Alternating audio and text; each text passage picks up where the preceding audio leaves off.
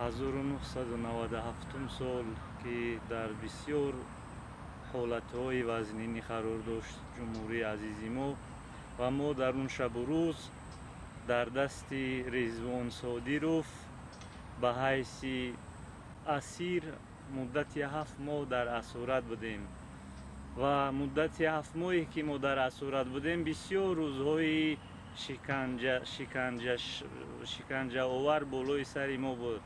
یعنی شکنجه های زیاد بالای سر ما می آمد. 1 ماه و 28 روز اول یاد دارم که در یک خونچه که ما محبوس بودیم